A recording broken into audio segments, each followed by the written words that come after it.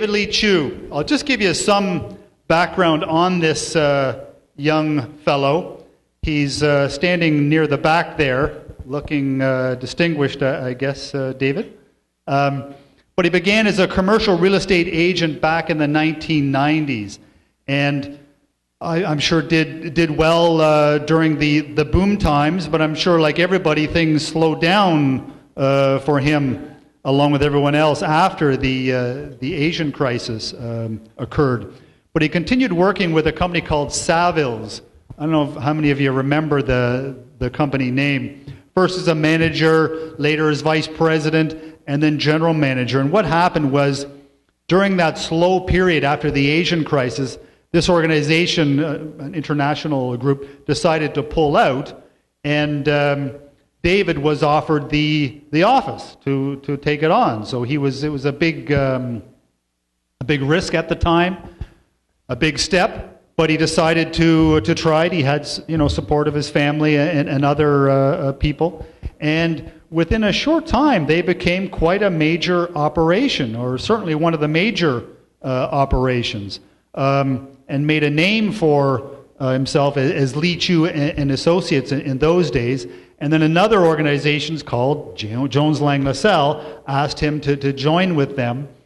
And the two organizations merged, and David became the head of the country head of the group. And since then, it has become easily one of the dominant figures in real estate, and commercial real estate, of course, and other areas. But yeah, and also I would say the youngest general manager in his industry. So let's hear his story. We'll welcome David Leechiu, the country head of Jones Lang LaSalle, to the stage. You all set? Okay, my friend. Here we go.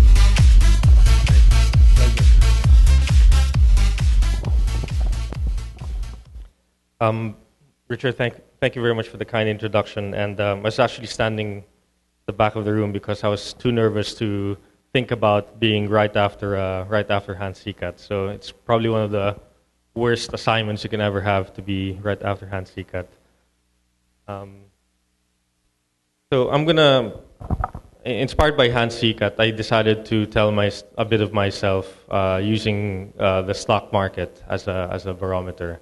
So these slides I'm going to show you, the first four, talks about the Dow Jones, shows you the Dow Jones and what's happened in the last 40 years since I was born. This is back in 1972, I was born, and the stock market, interestingly enough, from 1992 and the 40 years prior, never broke 2,000. The Dow Jones never broke 2,000 during those first 30 years. During that time, from 1972, I think martial law was declared in the Philippines, and I think that was the beginning of many problems for the Philippines for up to maybe 20, 25 years. In the 80s, could I just, so this will track the Dow Jones, the behavior of the Dow Jones, mainly because I couldn't get historical data from the physics all the way till 1970. But anyway, and tracking the different presidents we've had, from Marcos to Aquino to Fidel Ramos, the very short-lived presidency of Arap and GMA, and then now Pinoy. So 1980s was when I started to grow my hair, not in the rocker type of setup, but more in the new wave kind of British look of that was popular back then. And when I first, found my first girlfriend, and the first time I got kicked out of a school. So it kind of shocks people to learn that that for most of my life I was pretty much an academic fallacy. Yeah. So for lack of a better word. Anyway, so and then from third year high school, ended up in a school called Montessori Lane, mainly because it was the only school that would accept me at that late in the term. And then in those 2 years, I realized how much of a loss I went through losing Xavier School as my school. That was in third year, and I said to myself, I got to fix my life up. So fortunately, I was able to graduate after 2 years, and I ended up applying for college. And obviously, many of the schools that I applied in didn't want to accept and take a risk on a kid who basically had 5 years of high school when you could only really spend 4 years doing it, and a very sketchy track record. My highest grade in Xavier was probably 90 in PE, and everything else was like PE is physical ed, and most of my grades were in borderline 74, 75, 76. Anyway, so Ateneo rejected me. I remember taking the application for the entrance exam, and it was the first time I went to the Ateneo campus. And for half that time, I was just staring out the window, saying, "Wow, this is so green here. It's so nice, the landscaping." And everyone else around me was thoroughly, filling up forms and the entrance exam. So those times I got a rejection letter after rejection letter, and then a friend of mine told me about this school called CRC. Could we just go to the next slide, please? There's a school called CRC, which was founded in the mid-'60s, and they put up a college in somewhere in the 89, 90s. Dr. Villegas, I didn't know you were here, but at that time, Dr. Bernardo Villegas and Justice Stanislao in the mid-'60s flew down here and had a vision of changing the world, and so they put up this foundation and this school, which led to a college. And funnily enough, after taking the entrance exam there, I received this very thin letter after a few weeks. And usually, when you take an exam, you anticipate college results, right? If it's a thick envelope, it means you get accepted. If it's a thin envelope, then it's most likely rejection. But I received a very thin envelope, and I just said, heck, I'll just open the thing. And it was actually a letter to invite me for an interview. And then I said, wow, never had an interview in my life. Other than why did you get detention again for, anyway. So, could you just go back? Go back. Yeah, so the College of Arts and Sciences took two interviews with me, spent two interviews with me, and then after a few weeks of waiting, they finally gave me an acceptance envelope, which was this thick, and I was so happy. I showed my mom and my dad, and they're quite ecstatic. And then towards the time that I was graduating, I graduated in '94, but halfway through that in 1992, we had the first recognized boom, the start of the boom of the Philippine economy. And that boom went from 1992 all the way to 1997. Next. So back in 1993, I got interviewed by a mid-sized taipan. He loves to be under the radar and anonymous. That's why I can't mention his name. But in third year, I was endorsed to him, and he gave me a job offer, and he said, as soon as you graduate, I'm going to hire you. And so 2 days after I graduated, he called me and he said, hey, I got a job for you. Come work for me now. And then I said, okay, all my friends are going through vacation for a month, and I'm like starting in the second day. But never mind. I went to work for the guy, and then after a year, because he owned this paint company, I realized the boom of the real estate market. And so from the paint company, I went to decide to go out on my own business, which was just trading. And at that time, I was 21, didn't know any better.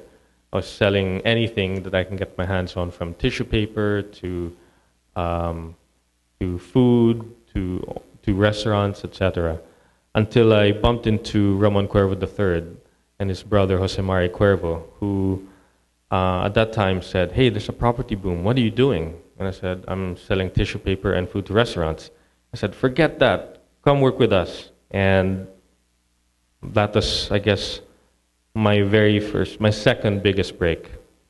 My first biggest break being accepted in CRC, College of Arts and Sciences. And with that, I think we saw the brightest, at that time, the brightest years of the Philippine economy and the brightest years of the Philippine real estate industry between 1992 to 1997. Of course, from 1997, we also saw the worst parts, a very long trend. In 1997, we saw the Asian financial crisis, which in the Philippines lasted all the way till 2005. Too many years. And also at that time, I was trained mainly by Jose Maria Cuervo, Ramon Cuervo, and a fellow named Mark Townsend, who was an ex-Marines from the UK. He was a very brutal boss. Like, he's the type who will shout at you from across the room. And I remember working 30, 40-hour days and working all night to give presentations for him the next morning. But also, thankfully, in 2000, we serviced one of the first BPOs that came to the Philippines. And I think that was, I guess, the rest is, I guess, history, as they say, for the Philippines. Because if not for the BPO industry, I don't think any of us would be here. And that started about 12, 13 years ago. In 2003, at the height of our political crisis, after getting ERA out of office, we put GMA in, and after 2 years, we wanted her out of office. In 2003, at the height of the political crisis of the Philippines, the company I used to work for decided to close down and said, the market's too risky, it's too small, my flights here cost more than the profits you guys make here, so why don't we just close the thing down? At that time, my wife was 3 months pregnant with our third baby, and I didn't really know what to do, and so I ran to my father-in-law over there. His name is Fernando Camus, and he said, I remember in the lobby of the Manila Peninsula, I told him, "Hey Dad, I'm going to have to tell you something. I just lost my job. My company's closing down. What do you think am I supposed to do?" And I've never seen him so excited before. He says, "David, this is one of a lifetime opportunity. You should go grab it." And I said, okay. I didn't really know what to do, and we spent the next 3 weeks just thinking about and planning and scheming about how to go about this management buyout. And only when we figured it out and I was able to put it on paper was I able to tell my wife about it one night. At 1 a.m. when I couldn't sleep, and I woke her up and I said, "I have to tell you something." And I showed her the business plan of this company called Leechiu and Associates. And I couldn't forget that time. She just hugged me and said, "We'll be okay." And I said, "Yeah, we'll be okay." And so we put up a company called Leechiu and Associates with my father-in-law, Fernando Camus, and another partner called Angela Padilla, who some of you might know is a wonderful lady, and myself and my colleagues. It's interesting because in a time of crisis, and you're presented an opportunity, things are never really, you don't really see many things because it's all clouded by so many distractions, so much noise.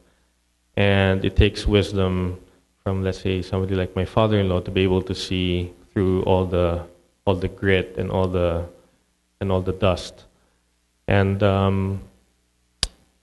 I think, as Richard said, we quickly became a very, very strong force in the property business. We became the largest brokerage business by revenue, which, if I can just go to the next slide. won the attention of one of our competitors, a company we've been competing with for a very long time called Jones Lang LaSalle.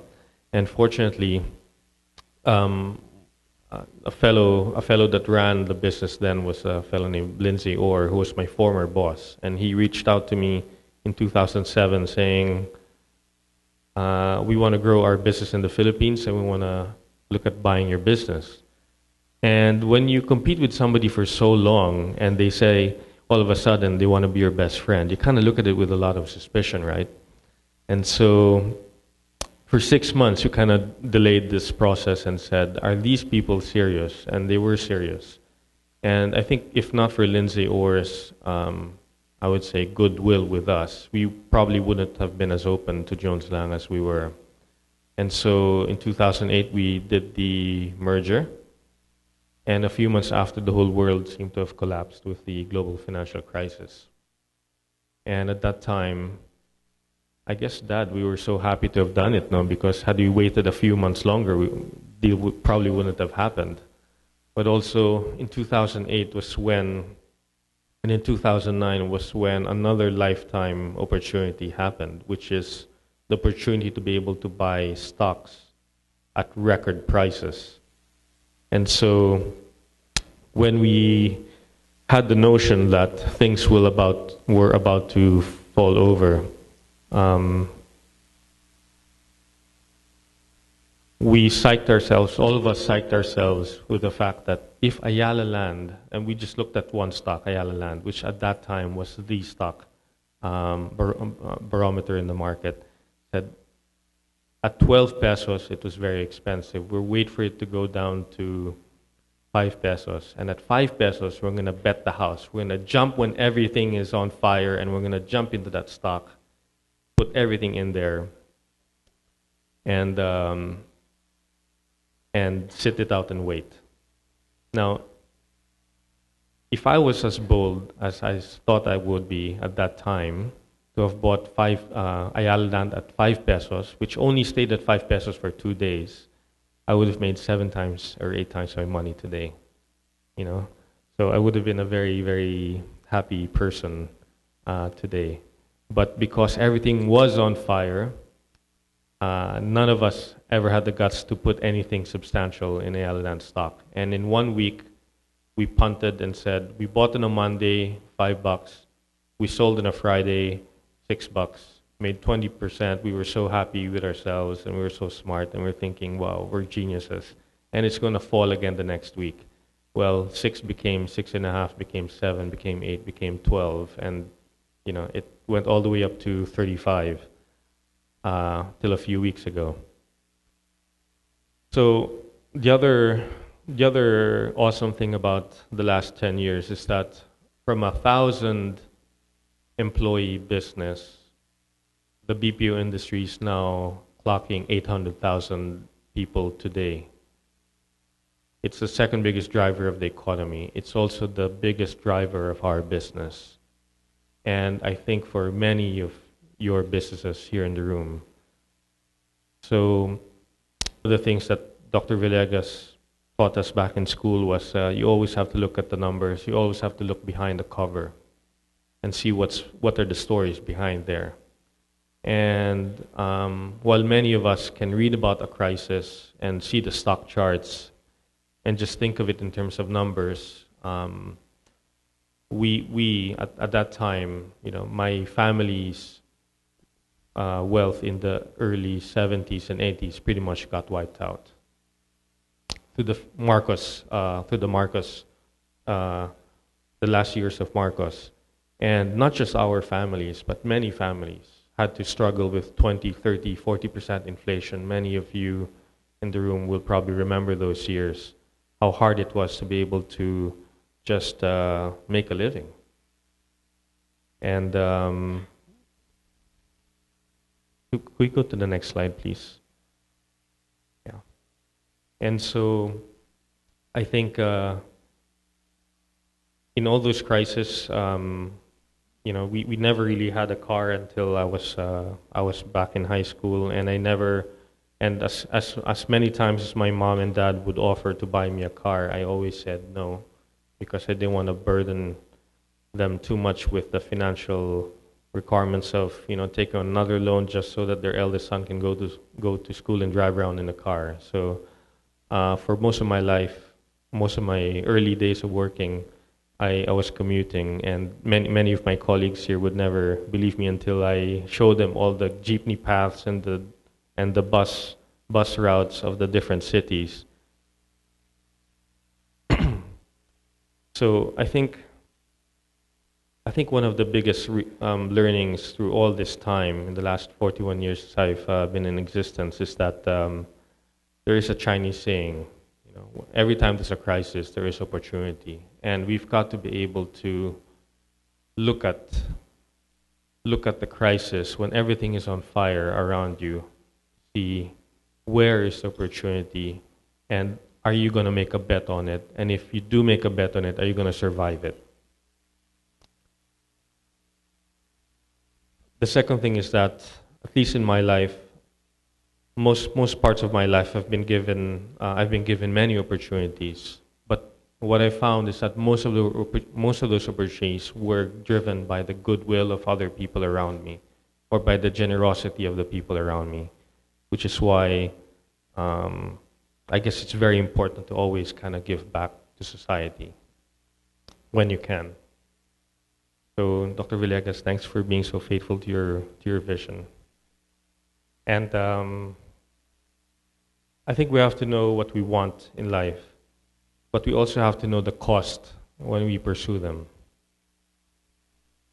And I always believe in leading in the front, which probably makes us very, very different from our competitors, because if I ask people to work 10 hours a day, 12 hours a day, that means I'm working 15, 18 hours a day.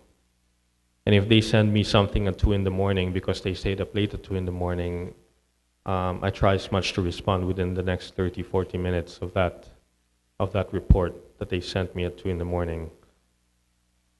And then stay grounded. I'm reading a book called Street Smarts, which is one of the books that, the third book I think, that Jim Rogers has written. It was released I think last year. So Jim Rogers is arguably the third best investor in the world after Warren Buffett and George Soros. And he said that too many people confuse or mistake their brains for a bull market. The second thing that he said in that book, one of the many things he said in that book, is that the moment when you think you're so smart, the moment when you think you're so right, that's the time when you're in trouble. And I think for many of us who have enjoyed some success, it's so hard to manage that success and the wealth that comes with it, the prestige that comes with it. In my 20 years in real estate, I've also seen many people who went from 0 to 2,000, and they're changed. They're changed in a scary way, and I always try to remind myself about how to fight that. I've also seen many clients who are worth in their billions, some in the hundreds of millions of US dollars, and it's so amazing to see how unchanged they are by their wealth, that they still are civil to people, that they're very courteous, and they're genuinely sincere about their dealings with other people. I've also been asked by Richard to share with you some tips on leadership. I think Jim Collins, who wrote the book Good to Great, probably best describes it. He has 5 levels of leadership. If some of you haven't enjoyed this book yet, he really talks about the different kinds of leaders and how we should aspire to maybe the level 5 leader. And the level 5 leader is the leader who leaves a company with enough policies and governance in place so that it can last beyond one person. Because he's noticed that many companies are just driven by the personality of the current leader. At the moment that leader leaves, the company falls apart. And I guess as leaders, we owe it to the people who follow us to prepare the ground for them, for the next person to take over when we leave. Next slide. And he's probably the only modern writer that links virtue and the practice of governance and good habits with the success of corporations. And he probably took a personal risk doing that in writing this book, Good to Great. And in one of the definitions, which is summarized here, the leader has to have personal humility as well as professional will. I think the best way to describe it is that if things go right, we should all be looking at everything that contributed to the success of that venture. And when things go wrong, we would be the first ones to look in the mirror and say, what the hell did I do wrong that led to this, before we go and point fingers at others. Next. This is something that I've picked up from college, something that was drilled down to me, and something that I really appreciate over many years. Man is really not just his job, not just his money, not just his bank account, and not just his family. He's really all different aspects of himself. And many times we forget to develop the other parts of ourselves. So CRC is known as the Opus Dei school, right? But that's not the reason why I put this drawing up there. It's really Da Vinci's way of showing that man has to be holistic. And maybe the single biggest thing that I learned from college was about goals. And that in order to go somewhere in life, you've got to know where you want to go. And so it all starts with a dream. And if we don't have the courage to dream about better things, then those things will probably not happen. So when I'm asked about what I dream of the time when I could stay longer at home with my family. I dream of the Pasig River being clean like what it is in Bangkok. I dream of roads that will be built in our lifetime. I dream of the 70% of the population brought out of poverty. And then we do this all the time in business. And what I try to hammer with the people who work with me, with my colleagues, is that we do this in business all the time, but we also have to do this on a personal capacity. So what are our strengths? We need to accept and recognize our weaknesses. We need to see what the opportunities are and what the threats are. And maybe the best way to put this is only the paranoid survive, as what Andy Grove said once. That you've got to be extremely paranoid about the changes that happen to you every day that will make dramatic changes to your person, to your career, to your family in the next month, in the next 10 years, in the next 20 years. Next. It's really about trying to lay out and look at a 10-year plan of not just your person, but everything around you. So from a very early age, I've been taught in school to plan ahead and a 10-year plan. So I started to do a 10-year plan since I was in second year college, thanks to some of the teachers who taught me this in college. So very specifically, I can track the number of years, how old I'll be, how old my children will be, and what aspects of my life I'm trying to develop. And it's something that I'm constantly pushing with my colleagues, because really our job is not about growing the bank account. Our job is about sending our kids to the good schools that we want them to bring us from one place to another comfortably. It's to be able to fork out the money we need when our parents need to go to the hospital. It's about the children around us, of our siblings that are less fortunate.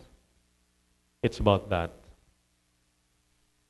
And it's about many other things that we need to sort out in our lives. So I found that rather than pushing people to perform, if they could motivate themselves to perform, that would be a much easier task. And that by being self-propelled, they can achieve higher benchmarks without having to be, always offered the carrot and the stick for motivation. And I'll always say, whatever it is that you want to do in life, whatever you think you've written in your goals, if it's not in a schedule, it's not going to work. So I've got here from every day of the year, every day of the lifetime, from more or less 6 a.m. to 12 midnight. What are you going to be doing in every hour of the day, every day? I'm not as obsessed about this as I used to be back in college, right? And back in my first 10 years of working, it was pretty much all work, all the way till 30-hour days, 40-hour days with no sleep. Now I can safely say that I'm spending more time with my family and my friends, and once in a while happy hour in certain clubs that you might see me in. And if you do see me, please don't judge me. Dr. Villegas, okay. With that, thank you very much for your time. Thank you very much for your attention. I hope it's been worth your while. Very good. I hope Dave doesn't mind, but when we first called him to speak, he was a bit anxious, and he said, "But Richard, they're very successful people, and I don't think I quite, I don't know if I'm quite at that level." But the good thing about him is he is a successful and nice fellow, and also a bit younger than the rest of us who are a bit older. So he, relates, I think, to the younger guys who can say, okay, you don't have to be old with gray hair to be successful. So please, could I ask Tanya Deacon of Shore Solutions to present a little gift for David, and we'll take a couple pictures. I know there's some people who've motioned to me that they'd like to ask questions. We'll have a panel session after for questions. But yeah, please.